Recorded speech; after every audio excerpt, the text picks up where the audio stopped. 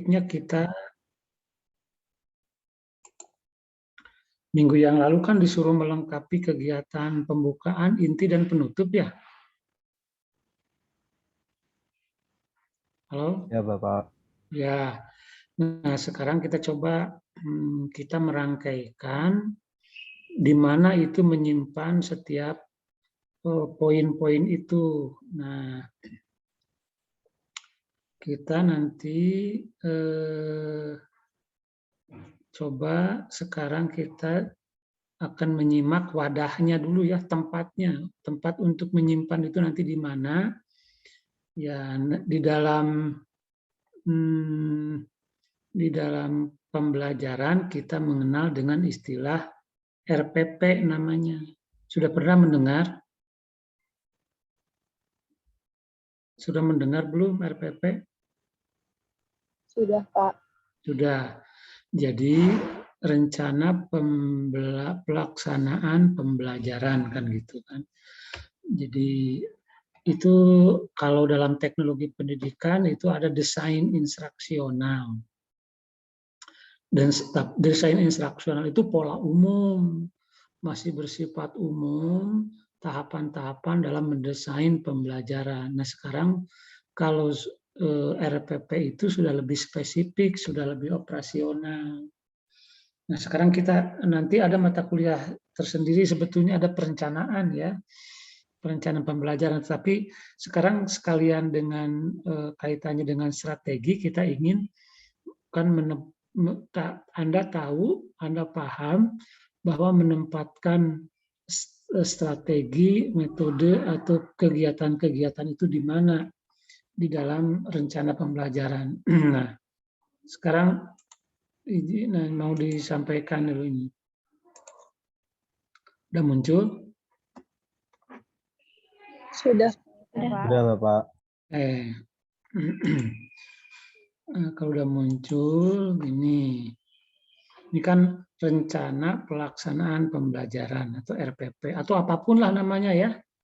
Iya, kita tidak usah kaku ya, karena nama itu tergantung kebijakan, termasuk format juga jangan pusing kita. Maksudnya jangan bingung dengan format, dengan nama, karena itu kan kaitannya dengan kebijakan.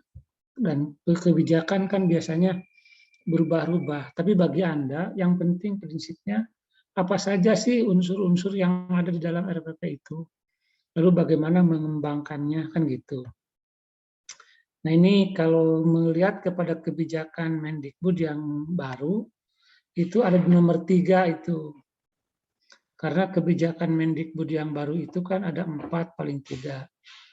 Itu yang ujian sekolah berstandar nasional, itu yang kebijakannya dirubah. Ada ujian nasional, rencana pelaksanaan pembelajaran, dan peraturan penerimaan peserta didik. Ini kan di antara kebijakan Mendikbud. Nah, sekarang muncul lagi kebijakan tentang sekolah penggerak, MBKM gitu. Nah, itu kebijakan-kebijakan. Nah, khusus untuk yang sekarang kita akan melihat RPP itu berarti operasional dari atau ya implementasi dari kebijakan poin 3 ini. Poin 3 kita khususnya di poin 3. Nah, sekali lagi saya tekankan untuk nama dan format itu tidak usah bingung, sebab boleh jadi nanti ada kebijakan baru sehingga bisa ada perubahan baru, ada model baru. Tidak usah pusing karena yang penting bagi kita adalah substansinya. Nah, ini kalau di dalam pengertiannya bisa lihat nomor kiri. Nomor kiri. Nah, di sini yang nomor kanan itu adalah surat edaran penyederhanaan dari format sebelumnya. Jadi sejak Mendikbud yang baru itu melakukan revisi terhadap format sebelumnya. Nah, tentu saja ketika ada revisi, bukan berarti yang dulu salah, bukan berarti yang pertama jelek, ya bukan. Karena ini kan tergantung karena kan terkait dengan masalah kebijakan. Dan ketika RPP sebelum direvisi oleh peraturan yang nomor 14 ini muncul, itu RPP model lama itu masih dianggap tepat juga, dianggap baik pada saat itu. Itulah produk yang terbaik pada saat itu. Namun setelah perjalanan waktu, kemudian dianalisis lagi, disesuaikan dengan tuntutan kekinian, nah maka tentu dianggap perlu ada penyesuaian-penyesuaian. Maka ada panduannya, yaitu ini. Panduannya adalah surat edaran, bersifat surat edaran. Ya. Nah, ini yang ditujukan kepada kepala dinas. Nah, apa isinya? Ya ini aja isinya. Nah, terlebih dahulu kita lihat baca yang paling kiri. Silakan baca salah seorang yang paling kiri, tolong. Maisa barusan sudah muncul, silakan. Yang paling kiri baca. Yang ini Pak, yang RPP. Mm-mm. RPP perkiraan atau proyeksi mengenai tindakan atau aktivitas yang akan dilakukan pada saat melaksanakan kegiatan pembelajaran dalam suatu program pembelajaran. Pembuatan RPP harus memperhatikan situasi atau kondisi konteks pembelajaran. Oke, sampai di sini. Coba pahami apa maknanya tuh. Apa maknanya? So, kalau tadi kan baru membaca saja, literasi itu harus memahami makna ya. Namanya literasi bukan hanya membunyikan teksnya, tetapi memahami maknanya, substansi dari apa yang ditulis. Oke, siapa yang bisa menjelaskan prinsipnya apa di sini?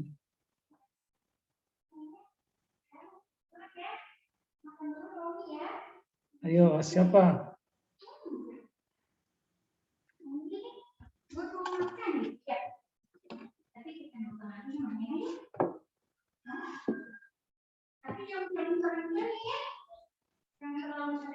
Halo?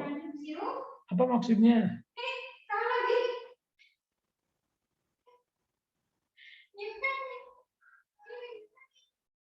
Siapa yang mau nih? Ada coba. Apa maksudnya itu?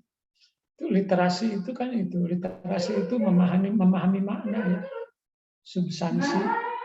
Anda bisa mengkomunikasikan dengan bahasa Anda.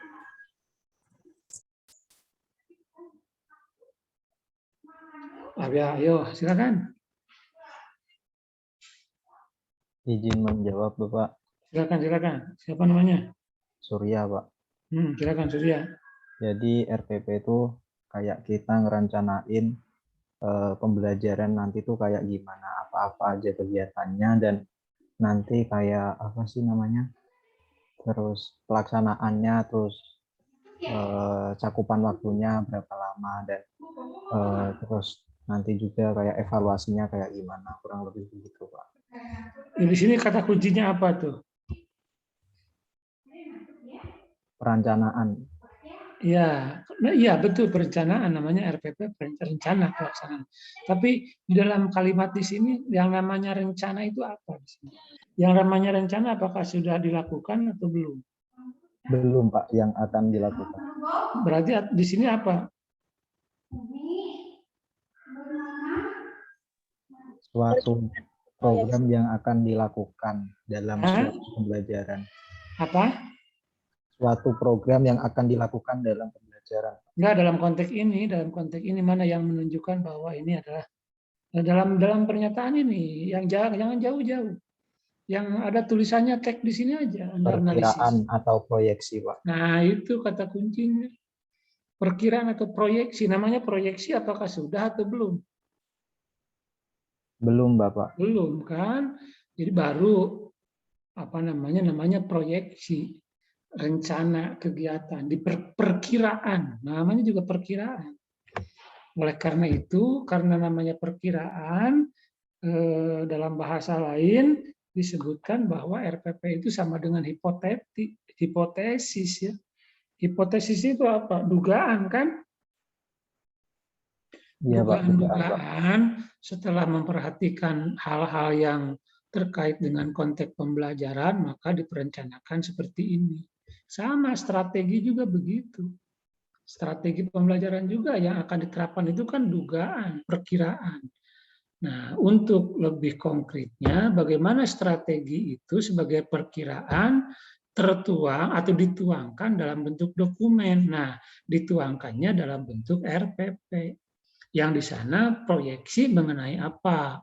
Proyeksi mengenai, nanti ada komponen-komponennya. Paling tidak Anda harus bisa memiliki gambaran yang diperkirakan itu mengenai capaian pembelajarannya, materinya, metodenya, prosesnya. Jadi perkiraan ini yang paling tepat, gitu kan? Beginilah prosesnya, termasuk juga evaluasi. Jadi di sini kata kuncinya adalah proyeksi, tindakan atau aktivitas yang akan dilakukan. Kenapa? Kenapa di sini disebut dengan proyeksi atau tindakan? Proyeksi atau tindakan yang akan dilakukan masih bersifat perkiraan karena nanti realnya harus disesuaikan dengan kegiatan. Di mana di dalam kegiatan itu kan ada banyak faktor yang mempengaruhi, sehingga boleh jadi tidak semua apa yang diproyeksikan itu cocok nanti dalam pelaksanaan. Karena ada variabel lain, ada unsur lain yang mempengaruhi, yang tidak memungkinkan diterapkan. Sehingga pada saat itu, sebagai seorang perencana harus segera memperbaiki rencananya, agar pada saat pelaksanaan bisa tepat. Nah, inilah yang dimaksud dengan proyeksi. Rancangan. Jadi belum tentu yang baik itu, tentu yang baik adalah semua yang sudah dirancang bisa dilaksanakan, semuanya itu rencana yang bagus. Tapi kan kita juga harus mengantisipasi bagaimana kalau misalnya, contoh dalam perencanaan, misalnya sudah disetting nih oleh Anda bahwa dalam hal metode pendekatan kita akan menggunakan problem solving misalnya. Sudah disetting. Nah, tetapi ketika diterapkan ternyata sulit ini. Bisa kesulitan itu muncul dari peserta didik, bisa dari sarana, fasilitas dan lain sebagainya. Kan boleh jadi akan terjadi kegagalan kalaupun dipaksakan. Nah, oleh karena itu maka tentu di sini dituntut kreativitas untuk melakukan penyesuaian. Oleh karena itu, salah satu prinsipnya dalam RPP ini bersifat fleksibel atau dinamis. Nah, hanya tentu saja tidak karena sifatnya fleksibel atau dinamis sehingga semuanya bisa dirubah gitu. Karena itu tidak bagus rencananya seperti itu. Oke. Nah, sekarang lihat ke peraturan yang terbaru nih, 14 tahun 2019.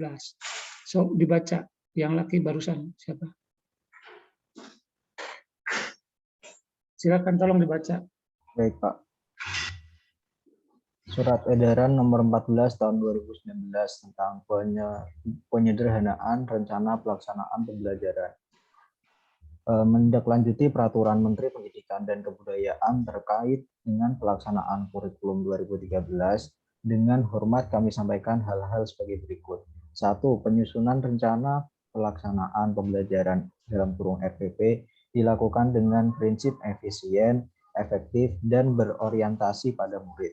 2. Bahwa dari 13 komponen RPP yang telah diatur dalam Peraturan Menteri Pendidikan dan Kebudayaan Nomor 22 Tahun 2016 tentang standar proses pendidikan dasar dan menengah, yang menjadi komponen inti adalah tujuan pembelajaran, langkah-langkah kegiatan pembelajaran, dan penilaian pembelajaran dalam kurung asesmen yang wajib dilaksanakan oleh guru, sedangkan komponen lainnya bersifat pelengkap. Ketiga, sekolah, kelompok guru mata pelajaran sejenis dalam sekolah, kelompok kerja guru atau musyawarah guru mata pelajaran dalam kurung KKG atau MGMP, dan individu guru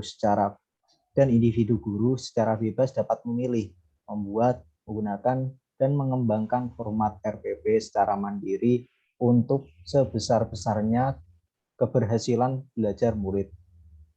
Yang keempat, adapun RPP yang telah dibuat tetap dapat digunakan dan dapat pula disesuaikan dengan ketentuan sebagaimana dimaksud pada angka 1, 2, dan 3.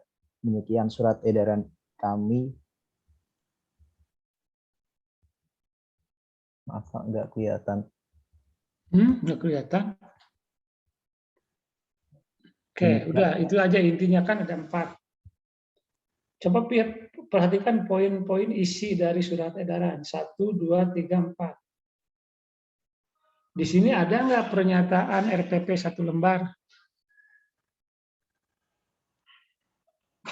1, 2, 3, 4 ada nggak?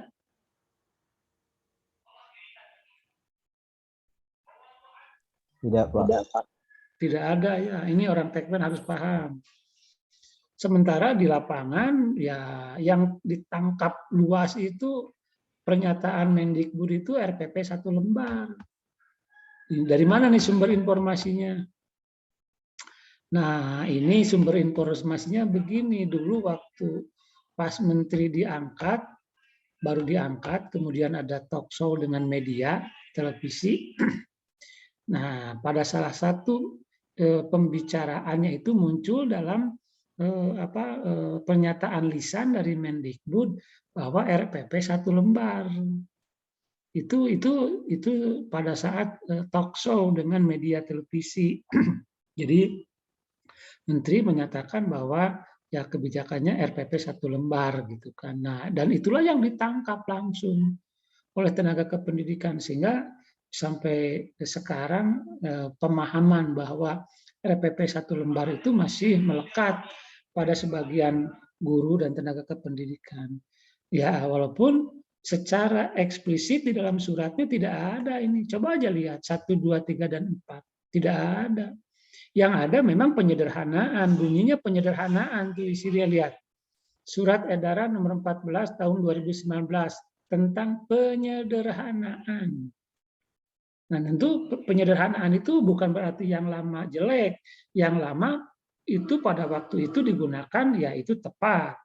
Nah, setelah dikaji, dianalisis, nah, mungkin ya ada kekurangan berdasarkan tuntutan sekarang, perlu ada revisi, maka muncullah penyederhanaan. Nah, namun dalam penyederhanaan ini tidak ada klausa satupun RPP 1 lembar. Ini orang Tekpen harus paham nih untuk meluruskan pemahaman yang mungkin kurang pas di lapangan, terutama tenaga kependidikan. Tidak ada di sini. Nah, sekolah dari 1, 2, 3, dan 4, di sini bukti penyederhanaannya ada di poin berapa ini coba? 1, 2, 3, dan 4, isi dari penyederhanaan itu ada di poin berapa? Poin 2, Pak. Nah, bacakan, coba. Bahwa dari 13 komponen RPP yang telah diatur dalam Peraturan Menteri Pendidikan dan Kebudayaan Nomor 22 Tahun 2016 tentang standar proses pendidikan dasar dan menengah yang menjadi komponen inti adalah tujuan pembelajaran, langkah-langkah kegiatan pembelajaran, dan penilaian pembelajaran asesmen yang wajib dilaksanakan oleh guru, sedangkan komponen lainnya bersifat pelengkap. Ya itu, coba apa maksudnya di sini nomor 2? Penyederhanaannya di mana? Penyederhanaannya ada di komponen inti. Jadi gimana di sini? Coba gimana? Penyederhanaannya. Kan kalau penyederhanaan Anda harus paham bahwa data yang sebelumnya seperti apa, kemudian dianalisis, muncullah yang baru, bentuk penyederhanaan revisi dari yang lama. Coba harus ada pembanding. Di sini bandingannya mana? Pembandingannya ini Pak, jadi waktu dulu itu di dalam komponen itu ada 13. Nah, itu betul kata kuncinya. Nggak usah lah, nanti Anda bisa mengecek ya, bagaimana model yang 13 itu silahkan lah nanti telusuri. Tapi itu betul. Maksudnya betul itu di sini poinnya di nomor 2. Yang sebelumnya apa? Silahkan ulangi. Iya, sebelumnya itu ada 13 komponen gitu. Nah, terus diperkenakan jadi komponen intinya ada 3 aja gitu, Pak. Apa saja yang 3 itu? Sama penilaian. Iya, apa saja yang intinya? Tujuan pembelajaran, langkah-langkah pembelajaran, dan penilaian pembelajaran. Jadi ada berapa itu? 3, Pak. Ada 3. Nah, sebagai seorang tekpen ini silakan kritisi ini edaran dari Menteri ini. Apakah sudah tepat nggak penyederhanaan dengan 3 itu? Kalau Anda bandingkan dengan konsep tentang pembelajaran sebagai suatu sistem. Coba kritisi. Sudah oke atau belum menurut Anda? Ini dari peraturan Menteri ini. Yang menyederhanakan hanya dari 13 menjadi 3 dengan komponen A, B, C, gitu kan? Nah, menurut Anda sudah oke, sudah cukup, sudah hal-hal yang pokok prinsip di dalam sistem pembelajaran sudah oke, atau mungkin menurut Anda oke terlalu banyak, 3 juga misalnya harus 2, atau boleh jadi ada yang kelewat misalnya. Silakan. Ini mengkritisi ini.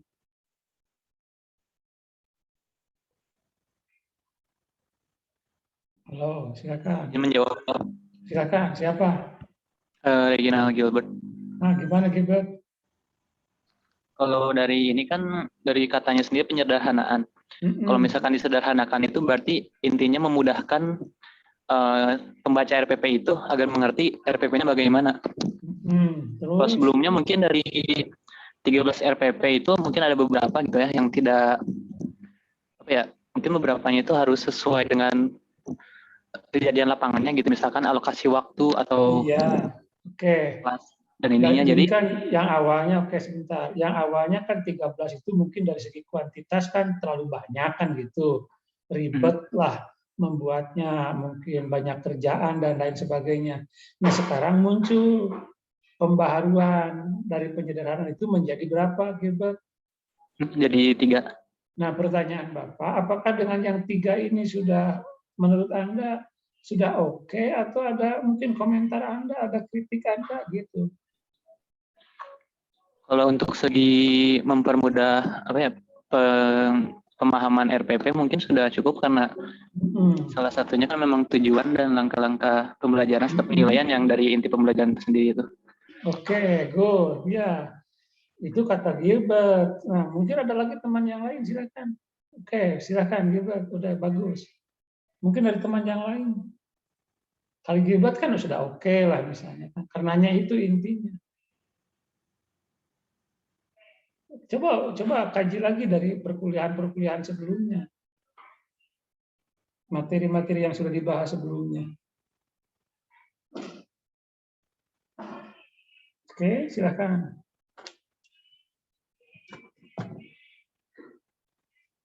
Oke, yang lain sudah sepaham? Yang lain sudah sepaham belum atau ada koreksi?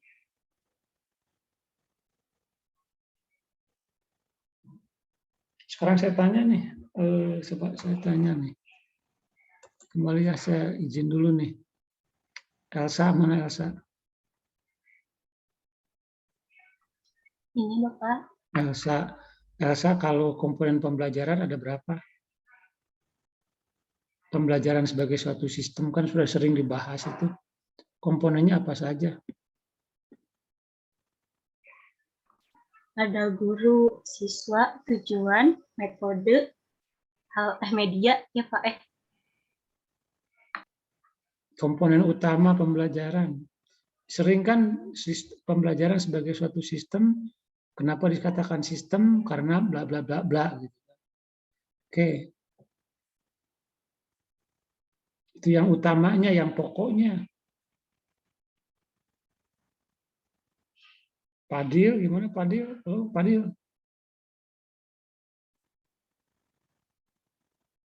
Padil? Iya, Bapak. Gimana? Di rumah. Bukan, ya silakan. Apa saja sih komponen utama pembelajaran? Oh.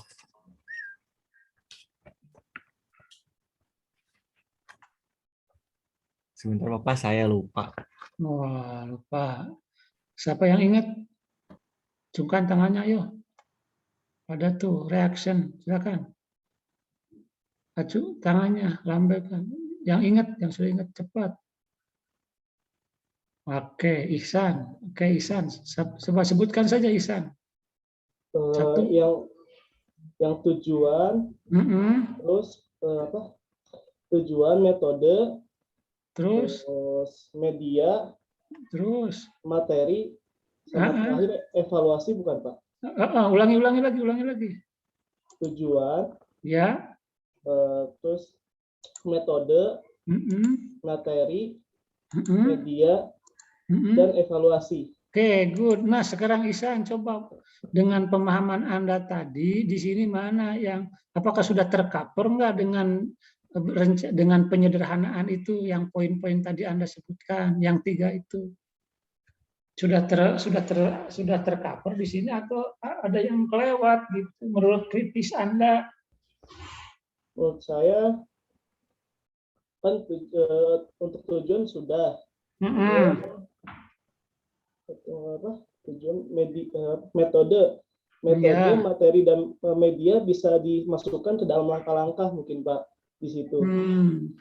Kemudian untuk evaluasinya di sini bisa jadi penilaiannya gitu Pak. Jadi gimana komentar Anda, sudah cocok dengan 3 ini? Oke. Menurut saya sudah cocok Pak, menurut saya. Oke. Ada penasaran nggak yang lain, silakan. Satu lagi. Ihsan, kan Anda tadi menyebutkan pertama tujuan, berarti kan capaian, oke kan? Ya. Sini sudah masuk belum? Sudah kan? Sudah Pak. Komponen inti adalah tujuan. Yang kedua langkah-langkah kegiatan. Itu kan langkah-langkah itu yang sudah ditugaskan minggu yang lalu kan.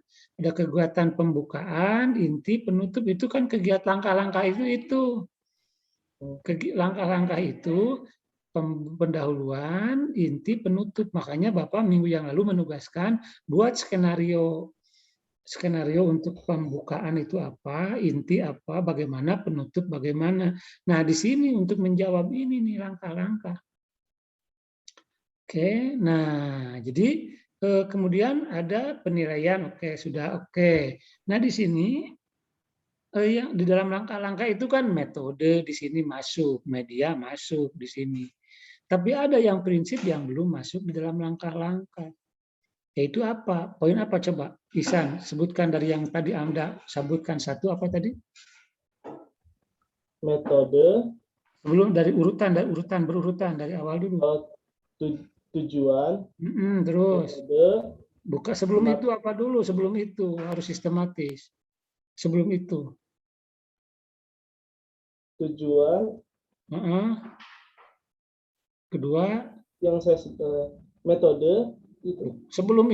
Sebelum itu ada poin yang penting. Materi. Oke, good. Terus? Materi, metode, terus media. Ya itu masuk satu grup itu dalam metode dan media. Terus yang keempat apa? Evaluasi. Iya, berarti itu intinya. Nah, karena 4 pokok utama yang disebutkan oleh Anda tadi, kalau kita lihat dengan surat edaran dari Menteri ini, ada satu yang lewat. Kalau menurut Bapak, apa Ihsan yang lewat coba? Yang kelewat dari yang pokok tadi? Apa yang kelewat di sini? Tadi ada Ihsan sudah Anda sebutkan kan sudah benar materi, itu. mungkin, Pak. Iya. Makanya di sini kalau Bapak ini merekomendasikan surat edaran ini harus direvisi karena ada yang pokok harus yang terlewat. Jadi ada 4 sebetulnya kalau kita mengacu kepada sistem pembelajaran. Dan ini sama di dalam undang-undang juga. Undang-Undang 20 tahun 2003 tentang sistem pendidikan nasional itu yang disebut dengan kurikulum itu intinya memang hanya membahas 3. Memasukkan 3 konsep. Nah, ada satu yang lewat, itu penilaian kalau dalam undang-undang yang tidak masuk secara eksplisit. Itu juga kalau di amandemen nanti harus direvisi, itu harus ada masukan. Jadi komponen yang penting evaluasi tidak muncul itu dalam kurikulum. Dalam Undang-Undang Nomor 20 Tahun 2003. Nah, jadi gitu ya, untuk edaran ini ada satu poin kalau mengacu kepada pembelajaran sebagai satu sistem. Jadi harusnya paling tidak bunyinya seperti apa kalau disempurnakan, Ihsan? Poin nomor 2 itu. Berarti tujuan, kemudian materi pembelajaran, Iya. Terus? kemudian yang 3 langkah-langkah kegiatan, boleh. dan Terus? terakhir evaluasi penilaian. Nah, itu. Begitu bunyinya. Nah, ini harus kritis ya orang Tekpen. Jaringan karena memang dari menteri langsung aja gitu kan, diterima tidak kan, menteri juga manusia lah. Dan memang kan ada tim juga yang mungkin ya punya pandangan-pandangan. Kita boleh memberikan pandangan, ya tentu dengan cara yang baik ya, memberikan masukan, pandangan, koreksi. Nah itulah. Jadi yang dikembangkan dalam RPP itu kembali intinya 4. Anda jangan bingung nanti dengan mungkin ke depan rubah namanya dan itu kan nggak usah pusing. Formatnya beda, nggak usah. Karena di sini coba lihat nomor 3. So, baca lagi siapa nomor 3 di sini. Oke, nomor 2 sudah clear semua ya. Ada pertanyaan nggak sebelum pindah ke poin nomor 3? Nomor 2 sudah clear semua? Halo. Sudah, Pak. Sudah paham semuanya? Ulangi kalau sudah. Yang perempuan barusan siapa? Halo. Yang merespon barusan siapa yang perempuan? Namanya? Pak. Silvi. Silvi? Iya, Pak. Oke, Silvi coba ulangi lagi nomor 2. Nomor 2 itu ada 13 komponen yang meliputi Mana jadi yang meliputi apa? Bingung. Anda 13 komponen meliputi apa? Di sini nggak bisa, nggak ada. Ulangi lagi.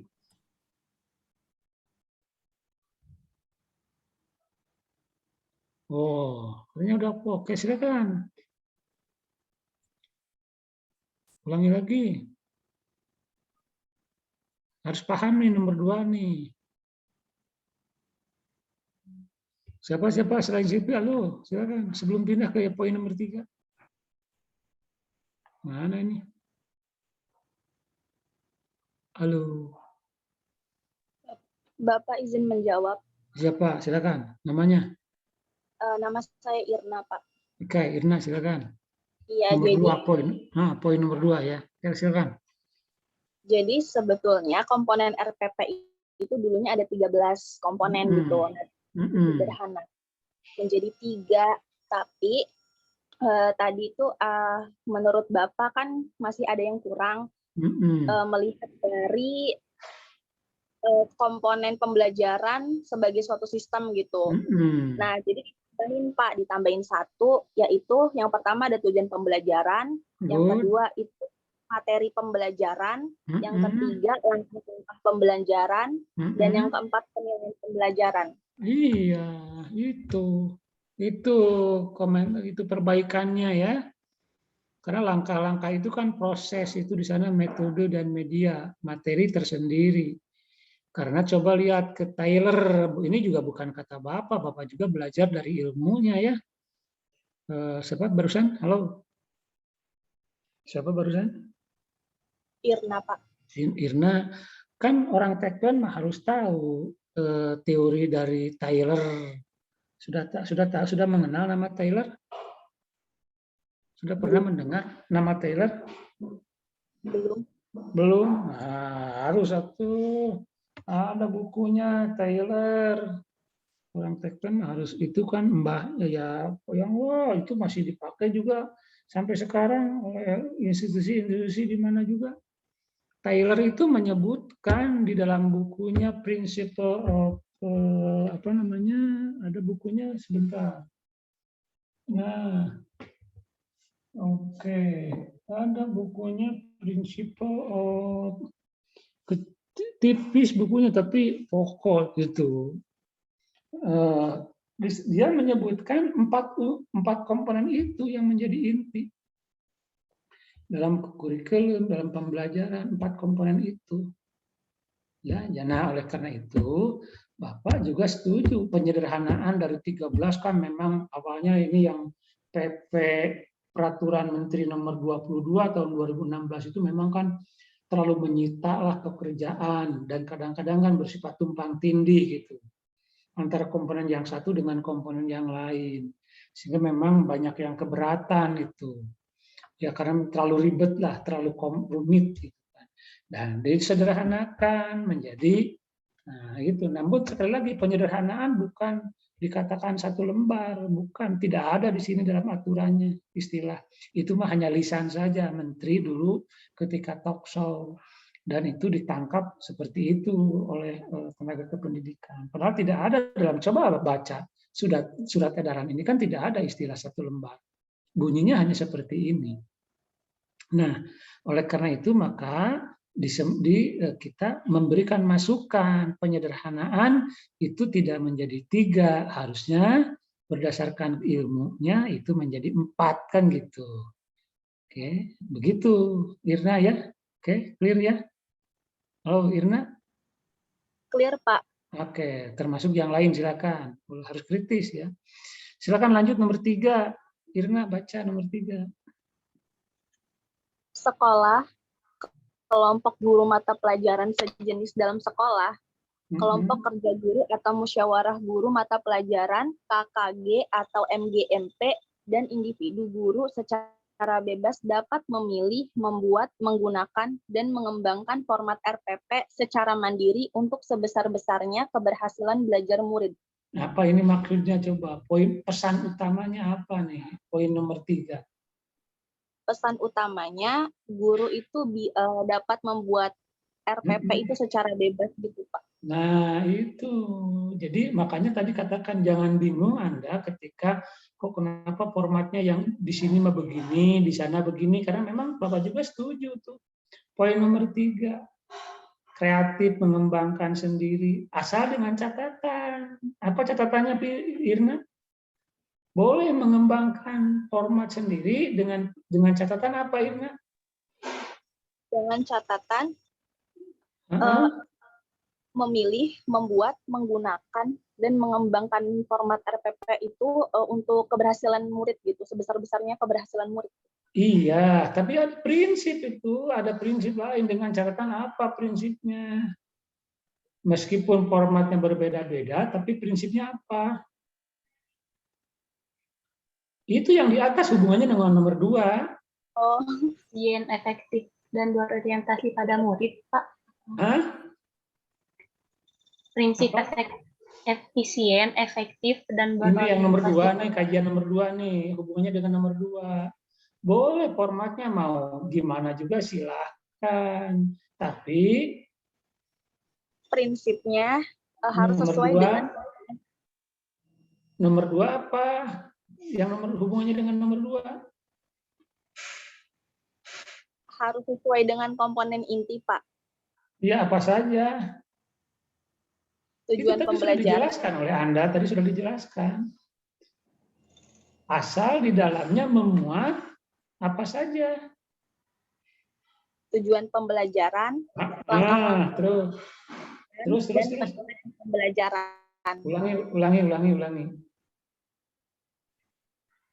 Iya, jadi harus sesuai dengan komponen inti yang ada 3 itu, Pak. Ada tujuan pembelajaran, langkah-langkah pembelajaran, dan penilaian pembelajaran. Nah, ada yang kelewat lagi kalau tadi Anda sudah merevisi, memberikan masukan. Tapi itu kan menurut Bapak, kalau misalkan dari kementerian kan ada 3, Pak. Jadi saya ngambil dari yang kementerian. Iya, tapi kan kita koreksi gitu. Sebab nanti saya khawatir kalau ini nanti guru-guru mungkin di lapangan tidak kurang koreksi misalnya. Nah, kita kan di akademik di sini. Kalau akademik itu kan ya bersifat kritis. Ya, kuliah itu. Iya, Pak. Punten ya, Pak. Saya ulangi ya, Pak. Jadi guru itu kan bebas nih buat membuat rancangan pembelajaran, tapi harus sesuai dengan komponen inti. Nah, komponen intinya ada 4. Tujuan pembelajaran, materi pembelajaran, langkah-langkah pembelajaran, dan penilaian pembelajaran, Pak. Iya, itu hanya 4 dengan mana juga. Oke, jadi itu intinya boleh, bukan sebebas-bebasnya ya. Artinya dari segi format silakan. Tidak apa misalnya berbeda ya antara satu kabupaten, kota atau provinsi ya. Nah, tetapi intinya di dalamnya memuat komponen-komponen inti pembelajaran. Nah, mana yang menjadi komponen inti pembelajaran? Ya, kembali kepada teori. Kalau ini kan kebijakan, Irna ya, kebijakan. Kalau kebijakan itu bisa berubah-ubah. Oke. Ya, oke, gitu ya. Jadi clear ya. Jadi dari segi format, jadi Anda tidak usah bingung ketika nanti menjumpai, misalnya kok kenapa di provinsi A begini, di provinsi B begini, di C begini, gitu kan? Itu nggak usah bingung karena di sini di nomor 3 juga Bapak setuju klausalnya seperti itu. Bagus ini. Jadi dinamis. Jadi bebas ini bebas bukan berarti sebebas-bebasnya ya. Bebas dapat memilih, membuat, menggunakan itu bebas itu ya tadi sesuai dengan apa namanya prinsip pembuatan RPS. RPP bukan. Adapun RPP yang telah dibuat itu bisa digunakan. Oke. Ada pertanyaan sampai di sini sebelum pindah kepada slide berikutnya? Ada pertanyaan? Tidak ada? Oke, kita pindah saja. Lanjut ya. Oke. Nah, ini kan kembali isi edaran yang tadi nih. Nah, yang mana yang 13 yang sebelumnya ini rinciannya Bapak sampaikan.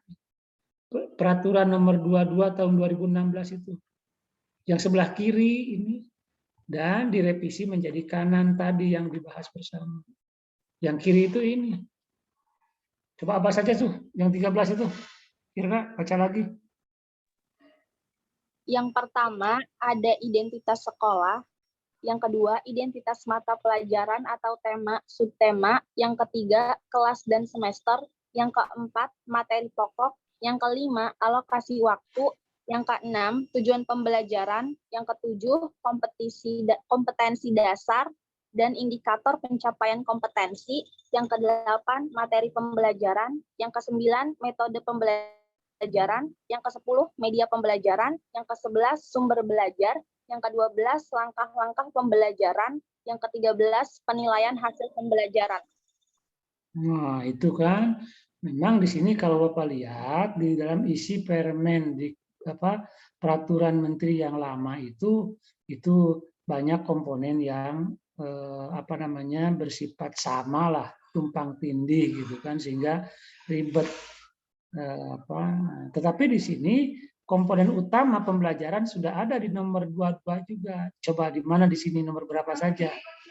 Komponen utama pembelajaran itu sudah ada di sini. Mana? Di nomor 22, silakan.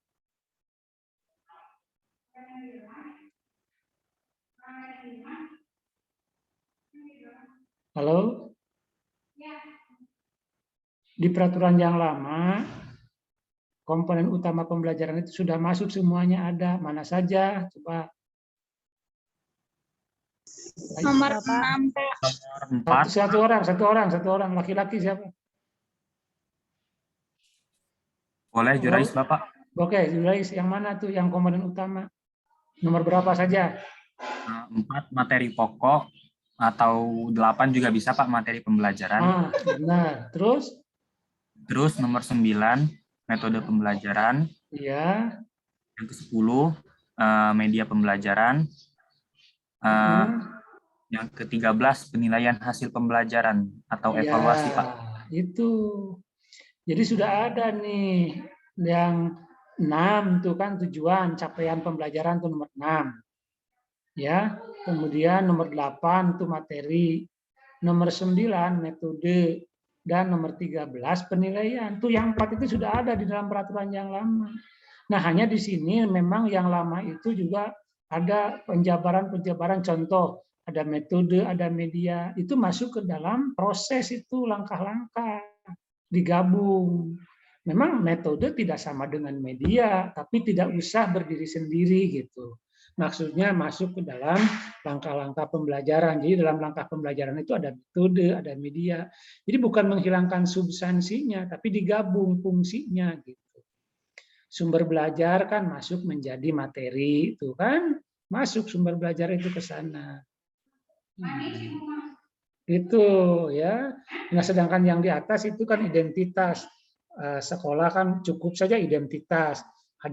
Tidak usah ada nomor 3, nomor 2, udah aja identitas sekolah itu misalnya sekolah, kelas, dan itu aja udah, sehingga lebih simpel. Nah, oke, ini yang perbedaan antara yang lama dengan yang baru. Nah, kemudian ini yang berarti sudah tidak asing. Nah, sekarang ini fungsinya. Nah, ini yang kiri itu nama yang sekarang berlaku nih. Untuk RPP itu nama-nama yang berlaku itu sekarang ini 1 sampai 6. Hanya untuk ini diterapkan pada jenjang satuan pendidikan yang berbeda-beda. Contoh nomor 5 ini di mana ini? Nomor 5 biasa digunakan di mana ini? Nomor 5. Nomor 3 kan, nomor 3 di mana biasa digunakan di nomor 3 itu? Jures? Iya, Bapak. Nomor 3 digunakan di mana tuh istilah Nomor 3 itu? bisa di perguruan tinggi, bisa juga di jenjang SMA, Pak. Oh, kalau nomor 2? Nomor 2. Nah, ini. Nomor 2 di perguruan tinggi digunakan nih. Istilah nomor 2. Baik, Bapak. Ya. Nomor 3 ini pendidikan dasar dan menengah. Ya. 4, nomor 5 di mana nih biasanya 4, nomor 5?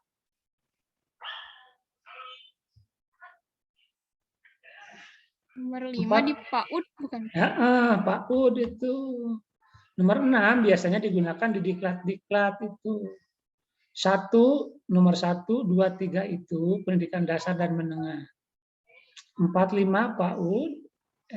Ini nomor 6 juga sama masih PAUD ya sama. Sedangkan ada di diklat-diklat namanya RBPMP dan RPMP namanya. Tapi fungsinya sama, fungsinya hanya beda nama saja. Adapun komponen-komponen yang dikembangkan tadi meliputi 4 komponen utama. Gitu. Nah, ini sedangkan yang paling kanan ini kita lihat fungsinya. Silakanlah dibaca lah nanti. Kalau fungsi itu kan. Nah, oke. Nanti dibaca sajalah fungsinya. Tapi kalau ada yang mau membaca silakan. Agar didengar sama yang lain, silakan. Muncul, halo, silakan. Perempuan, 1. Baca fungsi. Halo. Langsung saja siapa? Munculkan namanya. Halo? Mana? Munculkan. Baca aja, masa susah membaca. Siapa nih? Oke. Malah nggak ada. Saya, Pak. Boleh, silakan. Siapa namanya? Igna, Pak. Oke, Igna. Di mana Anda posisinya? Di Bandung, Pak, di Ciwastra. Oh, Ciwastranya di mana ini? Di daerah Derwati. Oh, oke, silakan. Silakan. Fungsi. Yang pertama, panduan, pedoman pelaksanaan pembelajaran sesuai dengan konteks. Yang kedua, arah, menentukan arah tujuan yang harus dicapai, kuantitas atau kualitas sesuai dengan konteks. Yang ketiga, pengendali, alat kontrol, mengingatkan dan mengendalikan kegiatan agar tetap berjalan pada batas-batas yang telah ditentukan. Konteks. Ini fungsi apa ini? Fungsi RPP. Itu silakanlah nanti dipahami aja ya, diterjemahkan. Pokoknya paling tidak itu aja. Panduan ya, memandu kan. Ini coba nomor 1, panduan, memandu siapa saja nih? Panduan bagi siapa saja? Bagi para pendidik. Terus? Jajaran kependidikan. Terus. Bagi siapa lagi? Bagi siswa juga? Iya kan? Iya Bapak, bagi siswa juga Iya, Pak. bagi siswa juga. Sama aja ketika RPS dibuat nih di perguruan tinggi kan Bapak membuat RPS nih masuk di spot kan itu bisa panduan bagi dosen, bagi mahasiswa kan gitu. Oke, lanjut. Ini yang prinsipnya ya, prinsipnya. Nah ini kan prinsip juga sama. Nah, ini komponennya. Coba yang satu apa tuh? Halo, ini yang makanya tadi yang disebutkan bahwa komponen inti pembelajaran itu ini yang dikembangkan di dalam RPP sehingga kalau merujuk kepada peredaran tadi ini ada yang kelewat gitu. Nah, jawabannya mana? Harusnya ini. Oke, sebutkan. Coba silakan. Siapa? Bacakan saja. Berurutan dari 1 sampai 4. Boleh. Halo. Halo. Suaranya kurang jelas tuh. Mana nih? Halo. Kurang keras suaranya kecil. Tes. Halo. Ihsan kecil suaranya. Atau coba. Halo? Tes, halo. Ya, silakan. Udah jelas sekarang. Yuk. Komponen RPP. Yang pertama ada menerapkan materi. Oh, salah. Anda bacanya salah. Nomor 1 kok yang dibacanya nomor 2 isinya. Gimana sih? Nomor 1 apa? Pencapaian pembelajaran.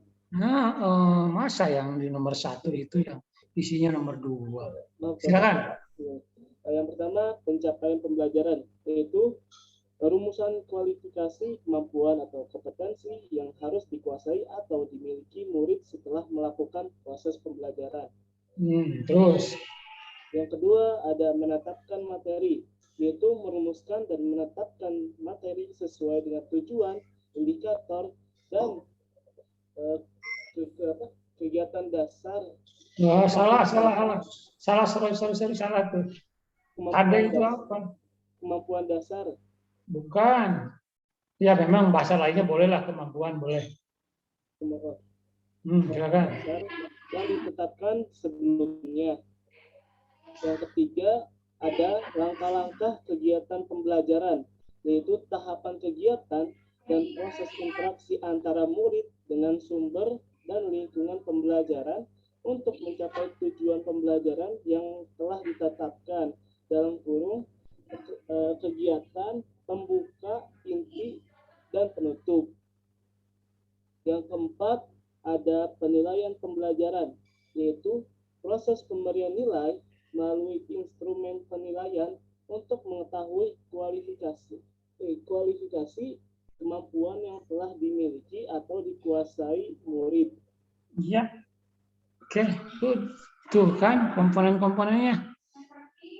Jadi ini boleh nanti mau apa maksudnya model format seperti apa silahkan, tapi intinya ini. Oke, kita lanjut.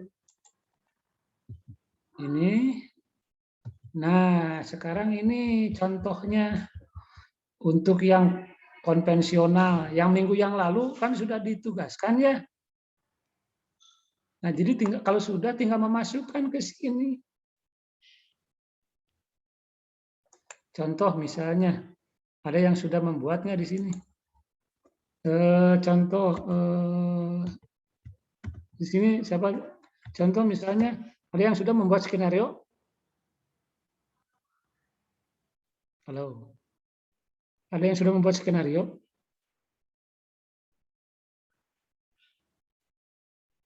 Gimana nih? Sudah, Pak. Sudah, Pak. Sudah. Coba. Yang perempuan barusan. Isikan di sini. Siapa yang perempuan barusan? Saya, Pak. Siapa? Mayesa. Mayesa. Satuan pendidikannya apa? SMA. SMA. SMA mana tuh? Oke, umum saja. Kelasnya kelas berapa? Kelas 12. Kelas 12. Semester Semester 2. 2. Oke. Udah. Temanya atau mata pelajarannya? Biologi. Oke. Nah, gitu kan tinggal memasukkan saja. Baru sini capaian pembelajarannya apa? Kita hapus di sini. Di sini apa? Capaian pembelajarannya apa tuh? Di sana mungkin bahasanya capaian pembelajaran itu masih indikator mungkin. Atau KD apa coba capaian pembelajarannya apa di sana? Yang Anda buat? Halo? Bentar, Pak.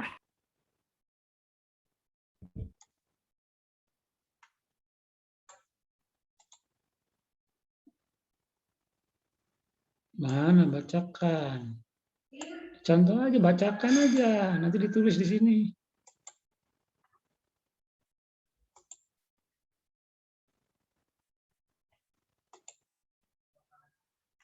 Sambil nunggu nih, sambil nunggu ya. Ini yang paling kiri, ini apa nih? Sebutkan, ini paling kiri apa nih? Halo? Yang paling kiri apa ini? Silabus. Silabus. Nah, kalau ini disusun oleh pemerintah, ini yang paling kiri. Kalau di pendidikan dasar dan menengah, nah silabus itu sudah ditetapkan oleh pemerintah. Nah, adapun yang ke sini nih, yang ke kanan itu dikembangkan oleh guru masing-masing gitu. Kalau biologi ya guru biologi. Tapi ketika menyusun RPP di sini, guru biologi harus melihat kepada silabus yang sudah dirumuskan oleh pemerintah. Sudah ketemu belum? Halo? Iya, Bapak, sudah. Ya, apa? Tujuannya Sebutkan. untuk melanjutkan pematerian mengenai pembelahan sel. Terus untuk siswa dapat mengetahui mengenai. Nah, nomor satu dulu. Halo, nomor satu dulu. Tadi dapat apa? Nomor satu. Dapat mengetahui mengenai mekanisme sintesis protein. Mekanisme apa? Sintesis protein. Terus dapat mengetahui tahap-tahap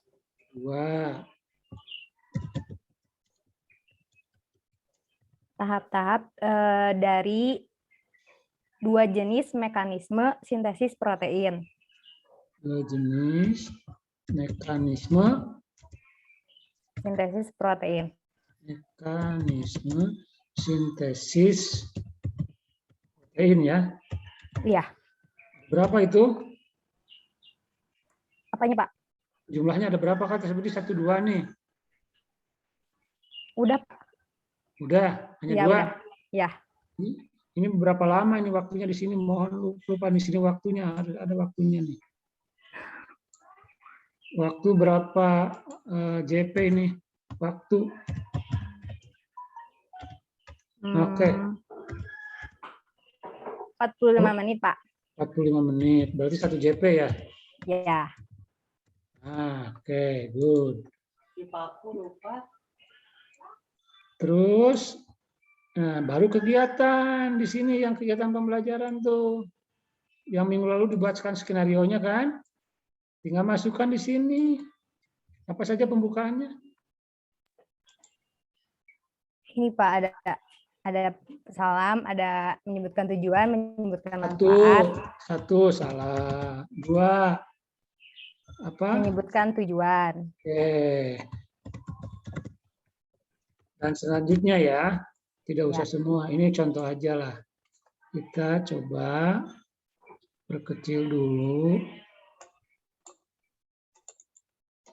Oke, intinya apa?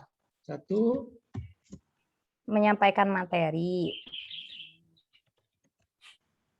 Terus? Menonton video pembelajaran. Menonton. Video pembelajaran. Terus? Berdiskusi. 3. Menyampaikan materi ya. Nomor 1 ya. kan? Nomor ya, 2 menonton kan nomor 2 ya? Iya, Pak. Nomor 3-nya? berdiskusi, Terus terus bisa pembagian tugas. Hah? Pembagian tugas. Katakanlah begitu. Ya. 4, pembagian tugas. Inti kan ini ya? Inti kan? Ya, Pak. Penutup? Penutupnya tanya jawab.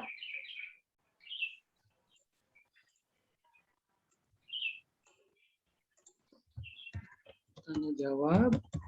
Terus? Memberi simpulan. Simpulan. Terus? Udah? Mengingatkan untuk mengerjakan tugas. Udah, Pak. Oke. Nah, mengerjakan apa? Apa namanya? Penguatan ya. Ya, Pak. Mengerjakan tugas. Oke, itu? Iya, Pak. Nah, ini siapa yang nyusun? Anda sendiri atau melihat dari contoh? Enggak, Pak. Saya nyusun sendiri, Pak. Oke, bagus. Silakan, ada koreksi enggak dari teman-teman? Kelihatan ini semuanya? Kelihatan? Terlihat, Pak. Kelihatan, Pak. So, silakan koreksi sekarang. Ini kan yang dibuat, yang disuruh Bapak itu skenario gini aja. Sebagai panduan kan fungsinya. Oke, silakan ada koreksi.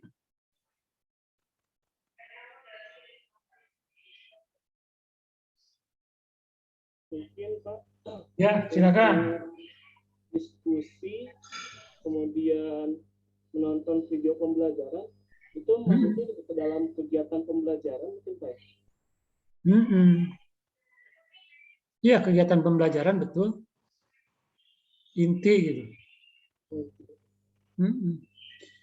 Nah, di sini koreksi. Ini kata kerja nih. Untuk indikator capaian pembelajaran itu kalau di dalam konteks ini harus ini kan ini yang dikasih merah. Ini umum, ini harusnya lebih spesifik. Ya? Siapa tadi? Mayasa, Bapak. Mayasa. Ini kalau mengetahui itu kata kerja untuk kompetensi dasar. Sedangkan untuk RPP tujuan ini capaian pembelajaran ini lebih ke indikator. Jadi capaiannya harus di sini harus menggunakan kata kerja spesifik,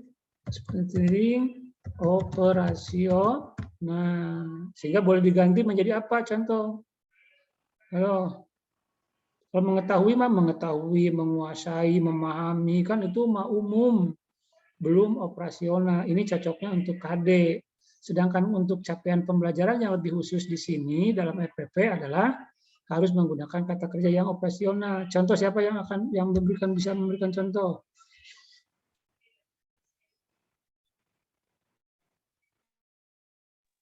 Menjelaskan kembali mungkin Pak. Ulangi apa siapa? Menjelaskan kembali. Oh, menjelaskan. Jadi di sini menjelaskan. Oke, kita beri warna merah masukkan nih dari teman, bukan merah ya, biar beda ya. Menjelaskan. Oke, terus yang kedua. Yang nomor 2. Menyebutkan mungkin Pak. Boleh. Kita lihat dulu aja adalah ya. Menyebutkan apa? Kita garis strip. Nah, itu bandingkan dengan yang biru dengan yang merah. Mana yang sudah lebih spesifik sehingga targetnya bisa langsung terukur antara yang merah dengan yang biru. Jadi target sasarannya sudah terukur nih. Wah, ini yang mana nih? Yang biru, Bapak. Kenapa yang biru sudah ya oke. Kenapa lebih terukur yang biru? Kenapa? Karena lebih spesifik, Pak. Menjelaskan ya terlihat gitu, bisa menjelaskan. Iya. Coba kalau Bapak bertanya kepada Anda, siapa yang barusan yang terakhir, yang perempuan? Igna, Namanya Pak. Igna. Kalau Bapak bertanya kepada Anda, Igna, apakah Anda sudah mengetahui mekanisme sintesis protein? Irna, jawaban Irna gimana Anda? Mengetahui? Apakah sudah mengetahui Irna mekanisme sintesis protein? Sudah. Jawabannya paling gimana? Dua kemungkinan. Jawabannya apa? Antara sudah mengetahui atau belum mengetahui. Nah, sudah, katakanlah sudah kan gitu kan misalnya. Coba ulangi pertanyaan Bapak. Apakah Irna Anda sudah mengetahui mekanisme sintesis protein? Sudah mengetahui. Sudah. Bapak sebagai penilai bingung nih dengan jawaban Anda sudah gimana nih tingkat mengetahuinya Irna tentang mekanisme sintesis protein. Bingung. Tapi kalau pertanyaannya Bapak rubah menjadi Irna, halo bisa menyimak? Igna, Pak. Igna bisa menyimak? Ya bisa, Pak. Oke, sekarang coba Igna jelaskan menurut pemahaman Anda apa yang dimaksud mekanisme sintesis protein.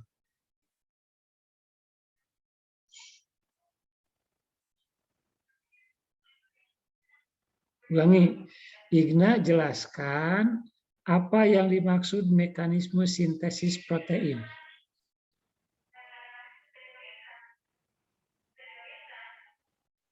Halo?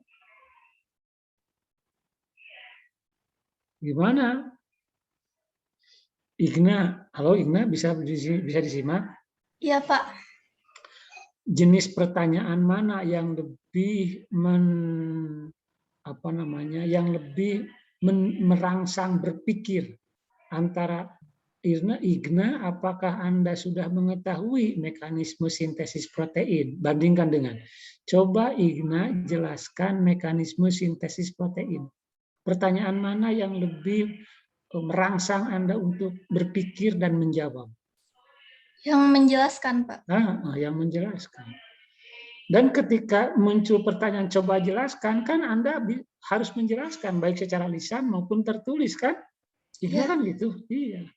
Dan oleh karena Anda langsung menjelaskan baik secara lisan maupun tertulis, maka hasil belajarnya cepat, mudah terukur, dapat diketahui segera.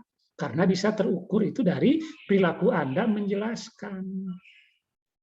Begitu juga dengan menyebutkan, beda dengan mengetahui.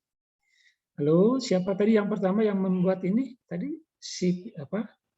Yang membuat contoh tadi siapa nih? Miyasa, Bapak. Miyasa, mengerti Miyasa? Jelas? Iya, Bapak. Jelas, Bapak.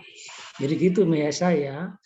Nah, kemudian yang kedua, selain menggunakan kata kerja yang operasional spesifik, juga tolong gunakan kata kerja levelnya nih, levelnya ya, levelnya. Jadi ingat, di sini levelnya. Kelihatan di sini yang diketik levelnya? Kelihatan? Ini yang diketik kelihatan? Kelihatan, Pak.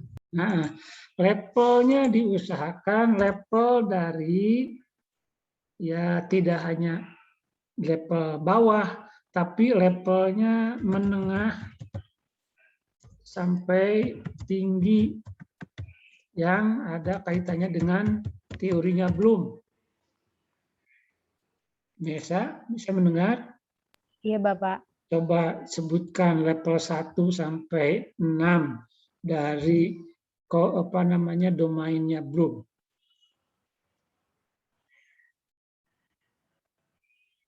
Satu apa? Wah, ini kayaknya belum hafal. Ada yang sudah hafal? Ada yang sudah hafal? Mau menjawab, Pak. Silakan. Siapa namanya? Sofia Hasim. Oke, siapa? Silakan. Jawab. Satu. Yang ada 6 itu. Yang dari yang paling rendah itu pengetahuan. Terus. Pemahaman. Good. Terus. aplikasi ya, Ya, aplikasi. terus cepet. Analisis, sintesis, Terus, evaluasi ya. iya itu good. Nah, jadi kalau yang nomor 1, nomor 2, yang merah itu, yang biru itu masuk level mana tuh? Menjelaskan, menyebutkan. Siapa yang barusan terakhir? Yang itu pemahaman bukan? Yang pemahaman yang mana? Nomor 1, nomor 2. Yang mana ya? Harus bisa menganalisis. Pemahaman. Yang menjelaskan tuh kayaknya masih pemahaman deh. Iya, terus yang 2? Yang menyebutkan tuh harusnya lebih naik. Bukan, masuknya tadi kalau dikategorikan ke yang 6 tepel tadi, nomor 1 masuk yang mana, nomor 2 masuk yang mana? Yang biru kan? Yang 1 itu masuk ke pemahaman. Yang 2 itu, terus nomor 2?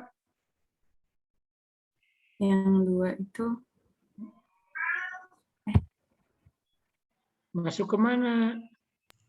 Analisis, Pak. Hah?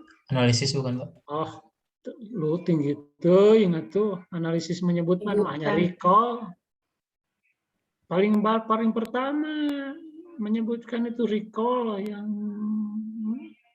mengetahui saja, knowledge.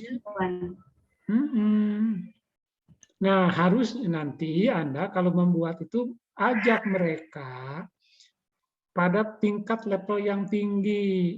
Yang tinggi itu dari mulai C3, 4, 5, 6 tuh udah tinggi tuh. Atau boleh juga di sini ada menjelaskan, tapi jangan semuanya menjelaskan.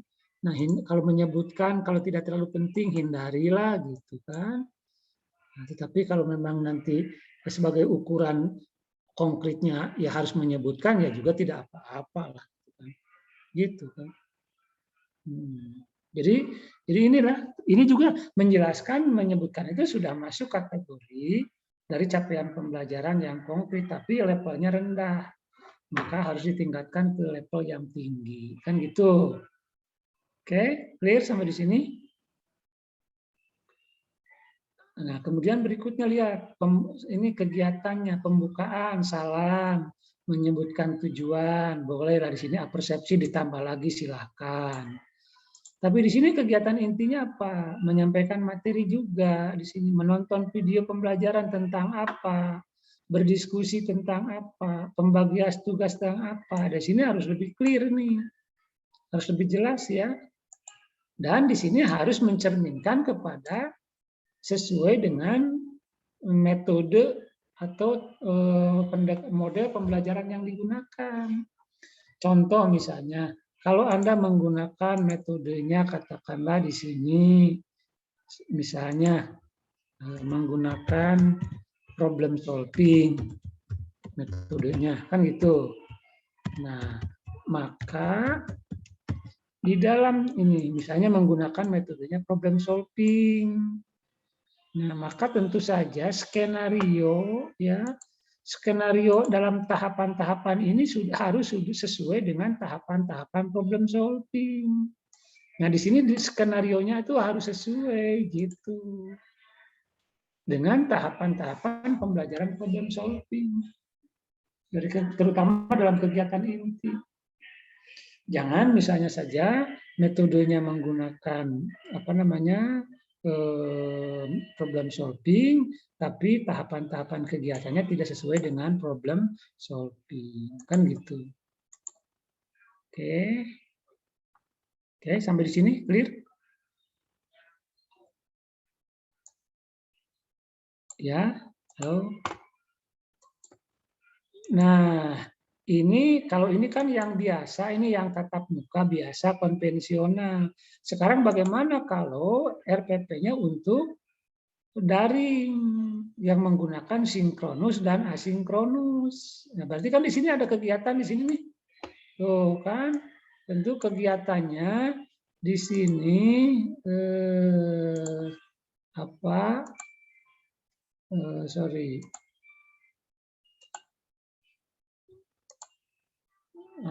Sebentar.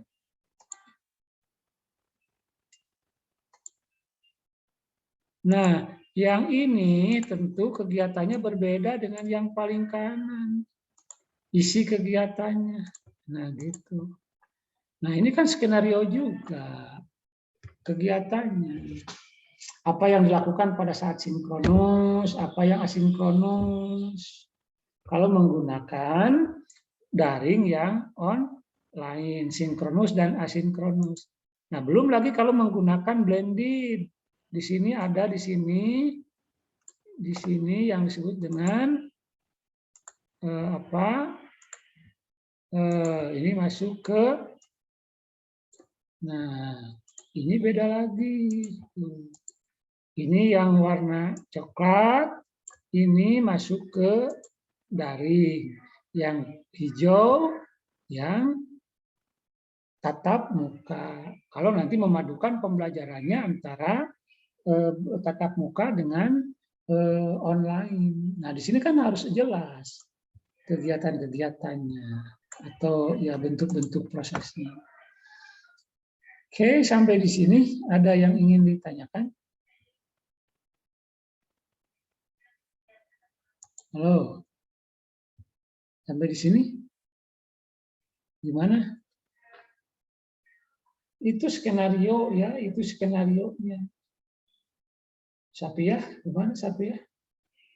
Bapak mau tanya, Pak. Siapa? Yang tadi itu kan. Siapa ini? Siapa? Sofia. Sofia, Iya. apa Sofia? Enggak. Tidak kelihatan, Anda sedang bertanya. Iya. Jadi kalau kita bikin yang pakai kata kerja operasional itu, mending langsung yang paling tinggi aja, biar semuanya tuh udah kelewat gitu, Pak. Gimana nanya bingung? Tidak juga, tidak harus semuanya tinggi juga. Sesuaikan dengan konteksnya ya. Nah, dari mulai boleh juga, misalnya katakanlah tujuannya capaiannya ada 5 misalnya Sophia ya. Nah, kita lihat nanti mana dulu nih yang mungkin tahap awal dulu, dasar dulu, mana yang sudah menuntut kemampuan analisis, aplikasi, mana yang sudah menuntut kemampuan evaluasi. Jadi beragam nantinya. Ya. Jadi Sophia begitu. Jadi jangan semuanya tinggi evaluasi semuanya kan itu kan, nah ini kan repot juga nanti siswanya. Jadi nanti sesuaikan dengan materinya. Mana yang mungkin untuk ya kita capaiannya tingkat menengah dulu, kemudian nanti naik ke tingkat yang lebih tinggi kan gitu. Boleh gitu. Jangan semuanya sama lah gitu kan. Harus ada variasi. Oke? Begitu. Iya, Pak. Terima kasih, Pak. Ya, oke. Nah, itu jadi makanya kenapa minggu yang lalu Bapak membuat coba buat skenario dulu. Kegiatan pembukaan, inti, penutup. Nanti tinggal memasukkan. Nah, memasukkannya kemana? Yang tadi itu. Ya, kolom-kolom yang tadi. Kalau sudah jelas kan mudah, tinggal memasukkan saja. Itu yang prinsipnya. Nah, nanti mungkin yang lengkap bisa Anda melihat dalam contoh-contoh perencanaan ya yang lain. Oke, sudah jam 1 jam setengah. Mungkin sampai 30, 1 jam 30 lah. 1.30 ya, yang lain nanti memasukkan saja, menindaklanjuti ke dalam pola yang tadi. Ya, sekarang 3 menit lagi. Kan Anda kan sudah membuat skenario-nya, tinggal masukin ke yang model konvensional. Ada 3 model kan, nanti masukin juga ke yang yang offline, yang online dengan ada sinkronus, asinkronus. Dan yang ketiga, kalau memungkinkan nanti ada kegiatan yang memadukan tatap muka dengan atau kegiatan belajar melalui online. Nanti akan disampaikan yang tadi bahannya di grup ya, atau disampaikan juga selain di grup juga di spot ya, di spot. Oke. Kalau sudah clear nanti akan disampaikan nih, tinggal bekerja aja. Minggu depan sudah siap semuanya. Kan Dito ya? Dito gitu kan? Iya, Pak. Jadi nanti ada waktu, nanti setelah ini Anda belajar bekerja masing-masing menyempurnakan. Ingat ya prinsipnya dalam kegiatan pembelajaran itu langkah-langkah pembelajaran Sepia, Anda pilih kan Dito ya, metode yang digunakan, model yang digunakan. Nah, jadi harus sesuai. Misalnya kalau problem solving, Dito, kalau problem solving langkah-langkahnya apa saja? Satu apa? Kalau Anda menggunakan modelnya problem solving misalnya. Langkah-langkahnya berarti yang ke satu apa kalau problem solving? Yang pertama itu kayak menyiapkan masalah untuk dipecahkan. Nah, itu betul itu. Nanti dituangkan di dalam langkah-langkah itu. Misalnya peserta menyimak terhadap masalah. Kan gitu. Nah, atau merumuskan masalah. Yang kedua apa kegiatannya? Nah, sesuai dengan tahapan problem solving. Sehingga dari skenario ini sudah mencerminkan model yang digunakan, sudah mencerminkan strategi yang digunakan gitu. Oke, clear ya? Sampai di sini. Nah, jadi boleh nanti di dalam formatnya itu di atas ditetapkan model yang digunakan, modelnya apa kan gitu. Oh, problem solving, sehingga nanti Bapak bisa melihat. Oke. Dan ini nanti untuk UAS akhir mata kuliah kita ini tidak dalam bentuk tes wawasan pengetahuan, tapi membuat produk ini. Karena kan produk ini Anda bisa tidak membuat gitu. Dan ini nanti harus disimulasikan ini. Jadi buat untuk durasi waktunya 10 menit. Nanti disimulasikan masing-masing. Nah, nanti Anda merekam masing-masing lah. Karena kan tidak bisa kita tetap muka di lab ya. Anda silakan saja lah simulasi merekam sendiri. Tapi modalnya harus buat dulu ini RPP-nya, harus dibuat dulu. Nah, jadi diproyeksikan Anda yang dibuat ini adalah yang nanti akan disimulasikan dan dibuat dalam bentuk video. Nanti dikirim ke Bapak itu. Pertama adalah dokumen RPP-nya dan yang kedua videonya gitu. Waktunya maksimal 10 menit, jangan lebih. Maksimal 10 menit. Ya, tadi kalau 10 menit itu cukup tadi seperti yang siapa yang membuat tadi mungkin 2 indikator kan gitu. Sebab nanti kalau indikatornya misalnya Dito Anda ada 5, waktunya 10 menit kan Bapak curiga gimana nih caranya melakukannya. Cukup enggak dengan indikator 5 hanya dengan 10 menit kan tidak mungkin kan. Nah gitu. Ya. Nanti pakailah kamera masing-masing lah rekamannya. Kecuali kalau mau yang dekat di kampus, mau menggunakan lab misalnya itu bisa silahkan. Ya, tapi harus koordinasi dengan pengelola lab. Kalau misalnya rekamannya mau di kampus di jurusan, menggunakan laboratorium lab itu silahkan, tapi harus ngasih tahu kalau yang kebetulan dekat tempat tinggalnya. Tapi kan kalau yang jauh, Anda Dito di mana nih? Bandung Pak, saya jadi. Kalau di Bandung dekat kan sambil ke kampus bisa tuh, ngajak teman-teman itu. Tapi tidak boleh terlalu banyak orangnya. Tapi kalau yang jauh misalnya kan kasihan juga, hanya mau rekaman 10 menit. Kemudian dari mana itu teman-teman dari Sapia, dari mana kamu? Dari Bogor, Pak. Oh, Bogor kan kasihan juga, belum hujan di jalan. Gimana? Mendingan udah aja rekaman di Bogor. Kirimkan saja nanti. Oke. Dan yang bagus nanti kan akan dibuatkan ke YouTube, kan dimasuk ke YouTube kan bisa jadi contoh bagi yang lain. Yang keren gitu. Oke, begitu ya? Clear semua? Bertanya.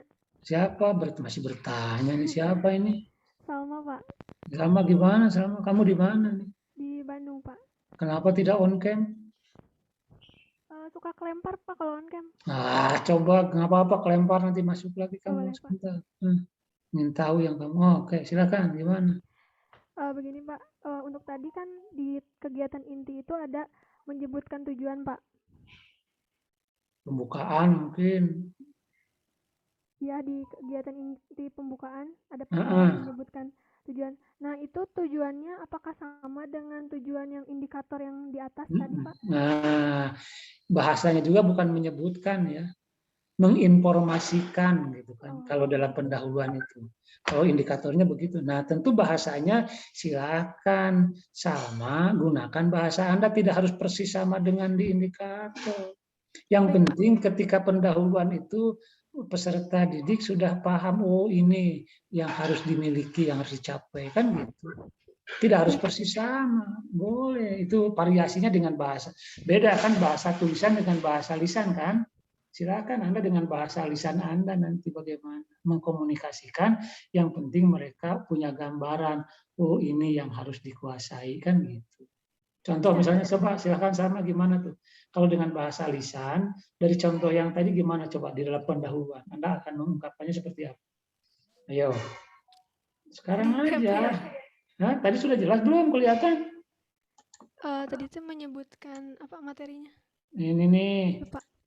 Nah, ini nih, coba sebentar. Nah, ini nih. Nah, ini. Kelihatan nggak?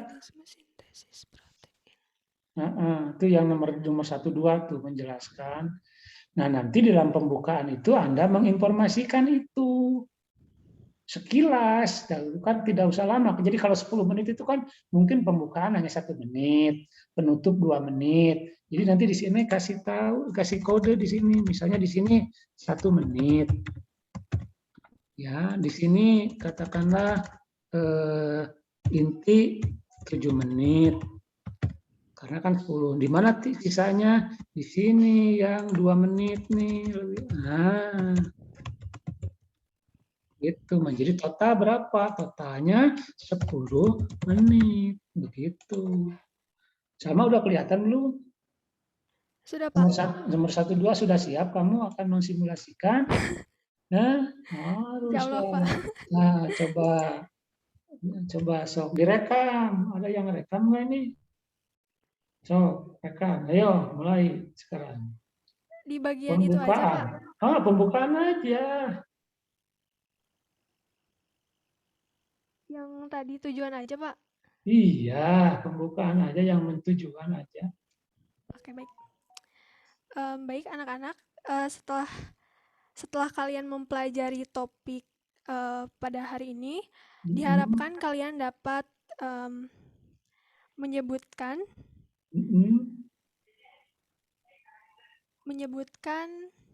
ulangi udah bagus tuh, sama hanya pas ke objeknya jadi kamu bingung karena tidak tahu yang tadi. Coba ditulis dulu apa tadi. Sebentar, Pak. Gimana kamu? Coba tulis dulu. Pokoknya intinya aja.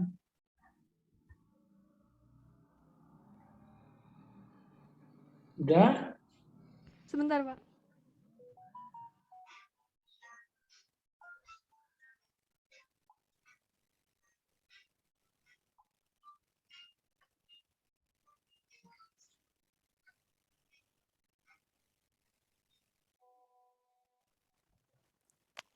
Baik. So, mulai. 1, 2, 3.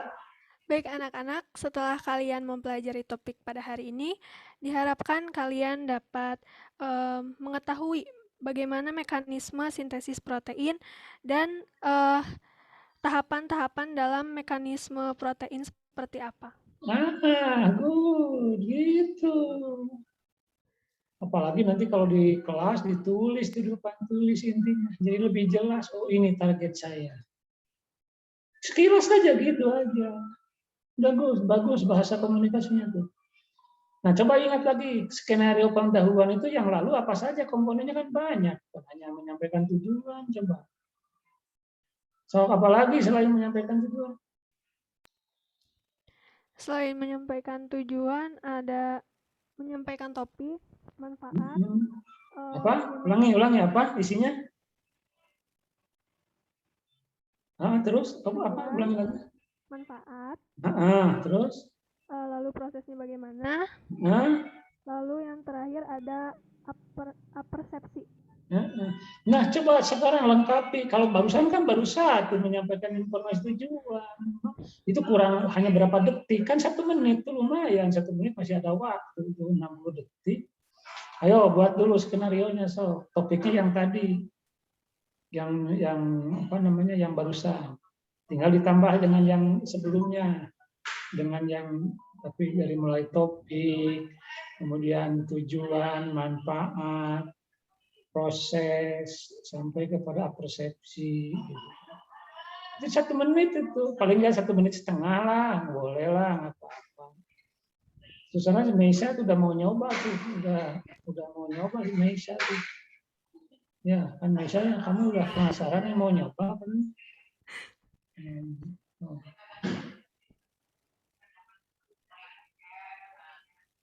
Coba apa? Nah, enggak, sini dulu. Sipa dulu udah penasaran, udah disusun, kasihan tuh tadi. Salma bukan. Salma dulu, so. Nanti dari ke mana, Pak?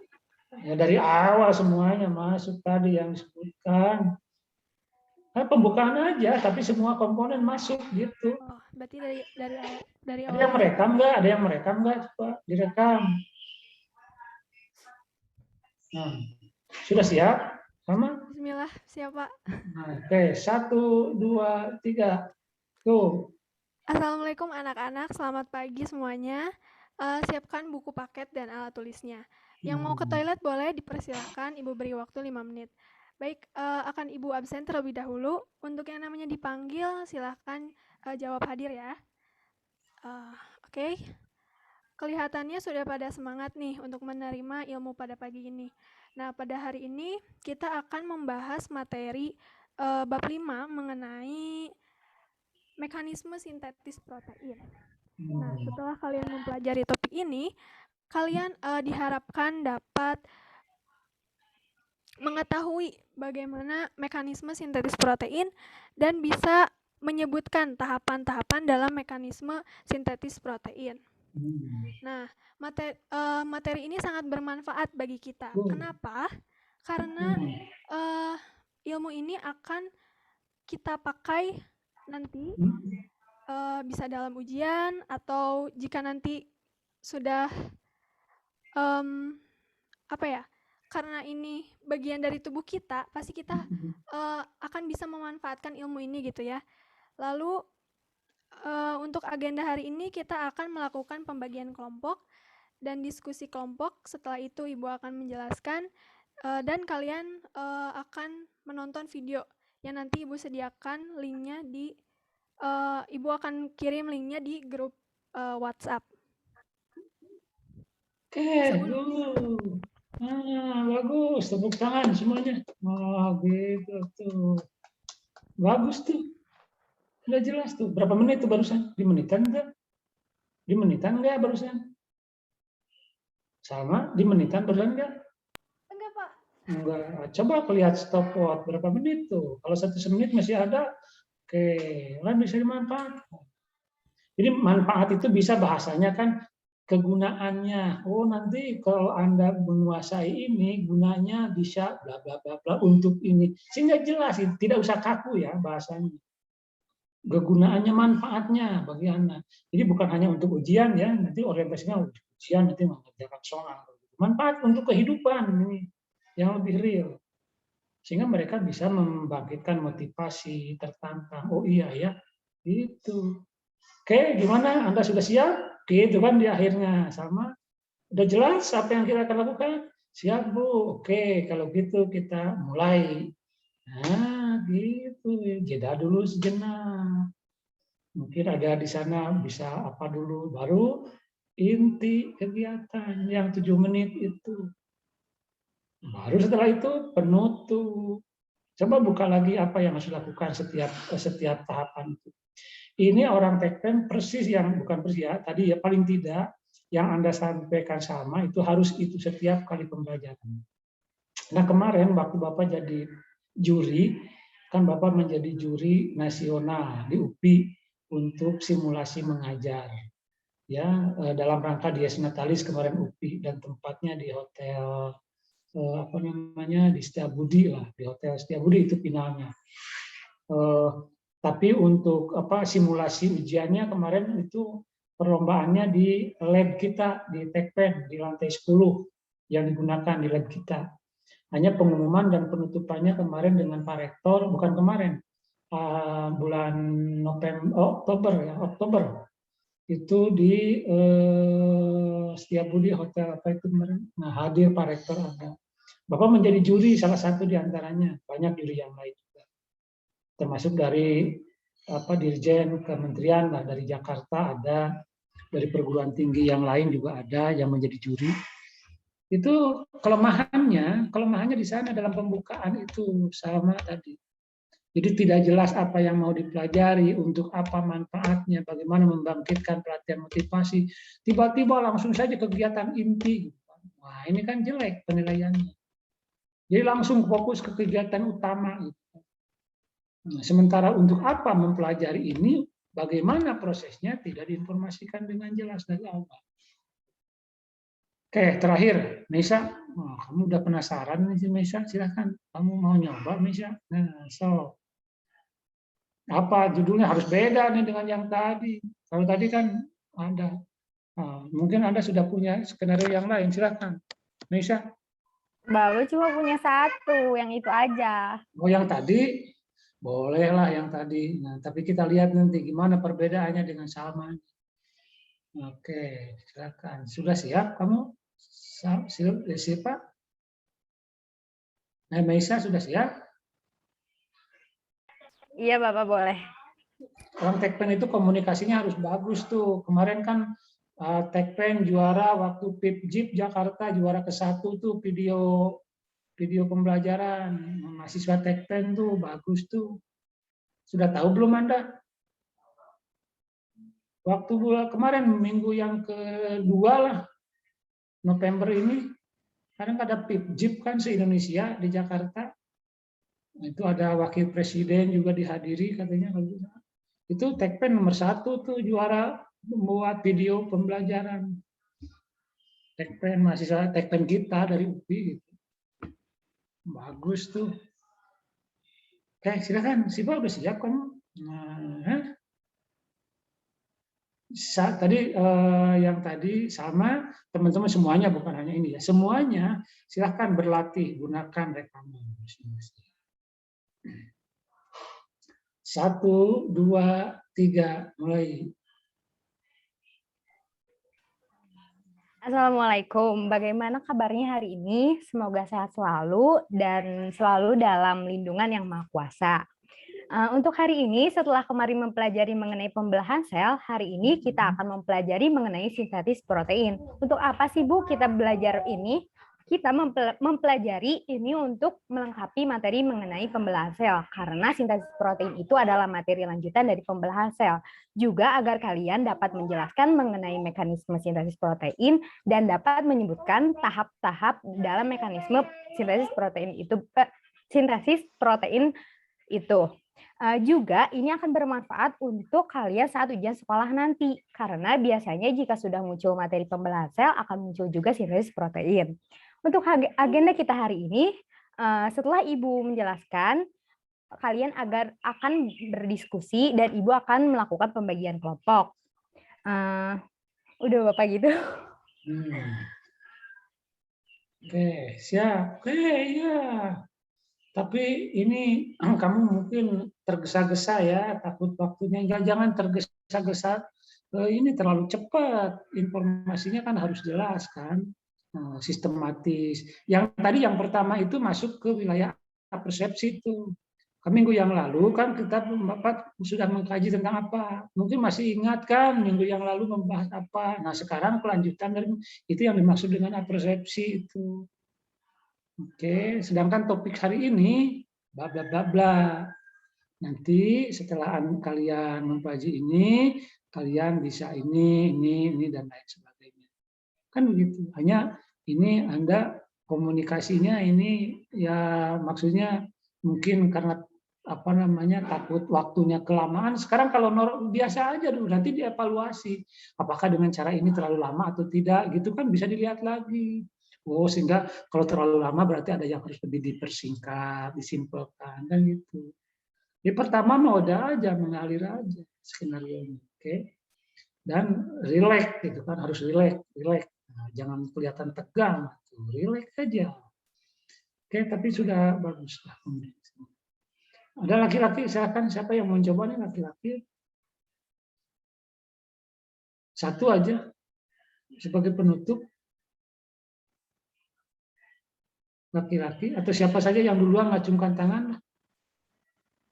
Reaction. Hanya yang duluan. So, satu lagi. Nah, itulah pentingnya dibuat skenario ya. Buat dulu skenario. Kan sebagai panduan. Tadi kan fungsinya RPP itu untuk memandu kita dalam kegiatan nanti. Oke, gimana? Miftahul Khaira mau nyoba kamu? Boleh, Pak. Boleh, sudah siap. Materinya yang tadi atau yang lain? Kemarin udah buat tentang masalah sosial, Pak. Oh, punya kamu. Iya, boleh. Di mana nih Miftahul Khaira? Posisinya? Di Sumatera Barat, Pak. Wah, good, Sumatera. Hebat, Sumatera Barat. Silakan.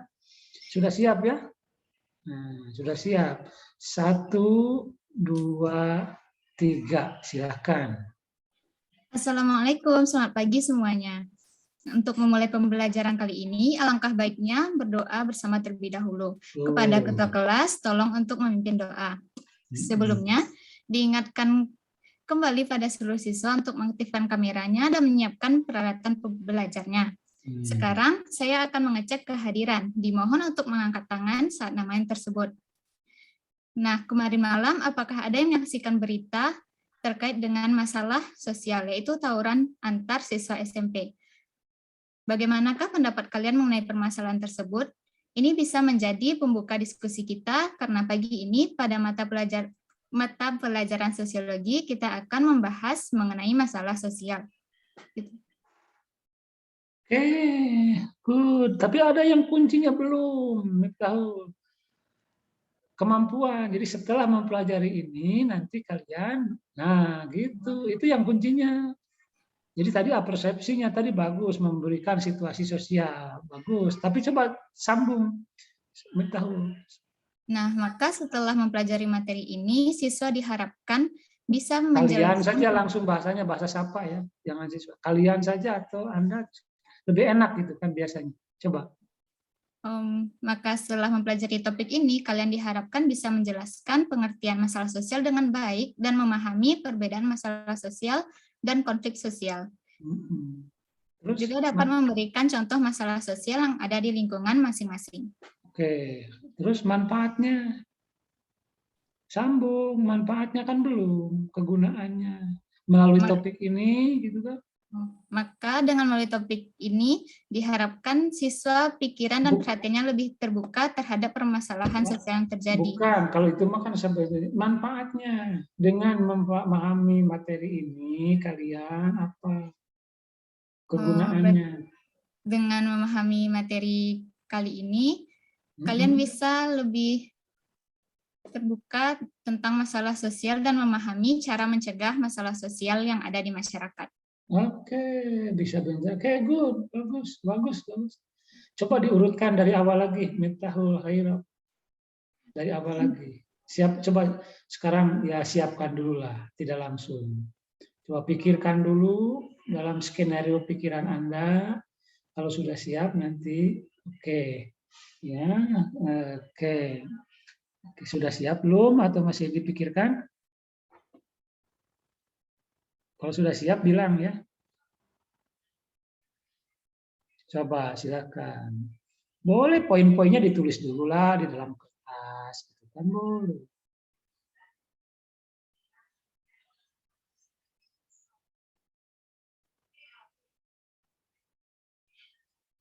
Ini karena jauh ini Dito ini karena jauh kuliahnya jadi agak memang apa namanya gangguan itu bukan gangguan ini apa namanya jedanya itu ada.